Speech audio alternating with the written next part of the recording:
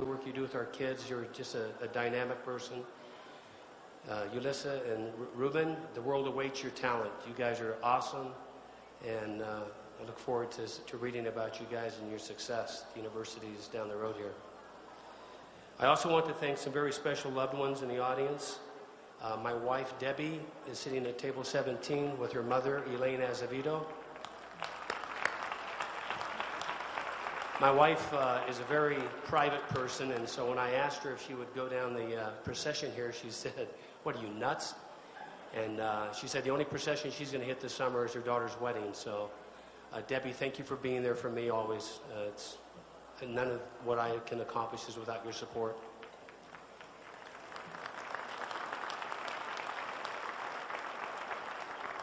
Now, how about those tremblers that we've been having? I think we had like 25 to 28 earthquakes last night.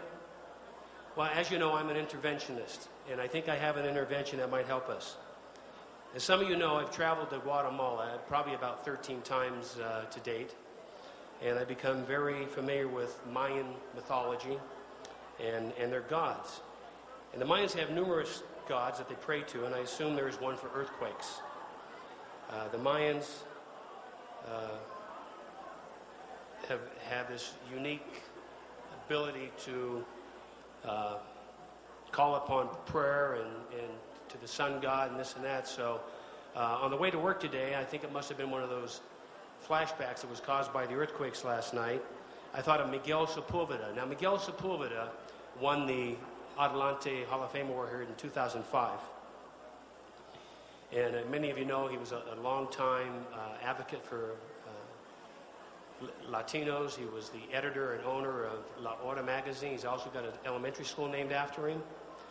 Well, he used to host, back in the 80s and 90s, he used to host these mixers and breakfasts where he would bring all the Latinos up to the old Holiday Hotel, which is now in the Sienna.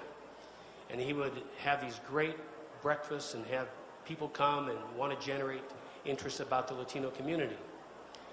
And the one thing he used to always leave the meeting with was, all of you here today are movers and shakers in the Latino community. And it was just great because he had this Puerto Rican accent. You are movers and shakers. So today, Miguel, no más tremblors.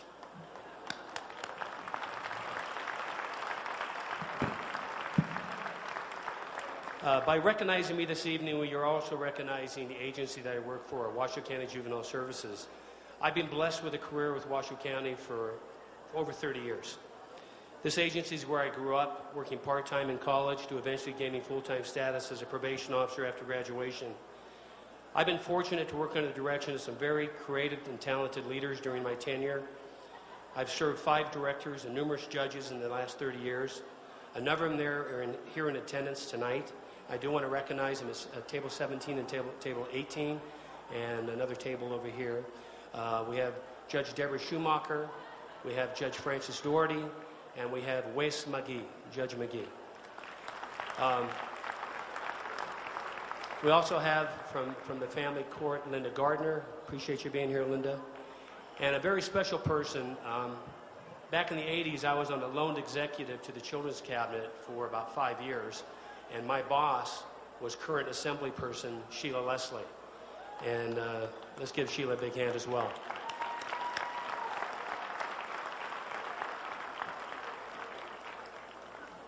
By thanking these individuals, it also opens the door to recognize the entities and individuals who provide the means to get the job done. We call that funding. First, the Washoe County Commission. Our commission in the early 90s recognized the importance of funding early intervention and prevention programs, specifically Hispanic outreach. They continue to support our efforts to this day, even though there's tight budget times. We should also include the numerous foundations that have supported our youth programs: Cord Foundation, Hawkins, Banks, Bretzloff, Mary Beth Flam, Annie B. Casey, Crump Foundation, and the Community Foundation. We also have some individuals who always have been there when we need them. The Carano family from the El Dorado and Silver Legacy. I can't tell you how many times we've called them up, asked them for something for kids. I mean, I remember back in the early 90s when we wanted to do a soccer program down on Neal Road. And all of our staff said, we'll do it if you can get the money. And We opened up a soccer program on Saturdays. Our staff coached, and it was all because of the El Dorado. They're just always there for us. The Coronel family are so giving to this community. Also, Mike Dermody, who helped start the Children's Cabinet with Chuck McGee. Mike has always been there with a checkbook. Now, as I mentioned these guys' names, you guys are probably writing them down. I'm not going to give you their phone number. That you're going to have to research them yourself, but they're good ones to hit up. And there's also a special couple out there tonight that I want to recognize, Vic and Linda Drakulich. They're like family to me, and I don't know. Vic, are you still here? Vic, where are you? Okay, way over there. He's in the cheap seats. He does not like to be recognized. Back in the early 1990s, we were trying to get a new detention facility built, and the only way to get it done was to do a bond issue. So we put together this volunteer committee in town, and we said, let's build a new detention facility. We had a horrible facility down where Washoe Med new facility is, called Wittenberg Hall. It was over 40 years old. We'd recently had a couple deaths of juveniles there, and the place needed to be torn down. Well, it's fine when you want to go out and advocate to build something new, but when you got to go out and raise taxes through a bond, that's pretty tough. Well, I'm going to tell you, I went to Vic and Linda Drakulich, and they were there to write a check, and they helped fund that initial advertising fund that we needed to get out there. And obviously, if you guys remember, we failed and it didn't pass, just the climate with taxes in those days. But today, we do, and I believe it's a lot of it because the dedicated, educated work that Sheila Leslie, myself, and other members of juvenile services in the community like Vic, who are there to educate people about safety for kids. And so today we have a brand new facility up on Parr Boulevard and Ferrari McLeod. Wonderful new Jan Evans Juvenile Justice Center. And it's because of people like Vic and Linda who never questioned what we were doing, but were there readily.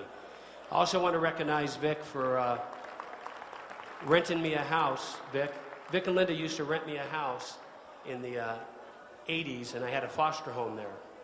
And I'm going to tell you right now, the kids that I brought through that house, you got these darn reality shows now with people living on MTV and stuff. I'm going to tell you, the stuff that we did back then, those MTV shows had nothing on us.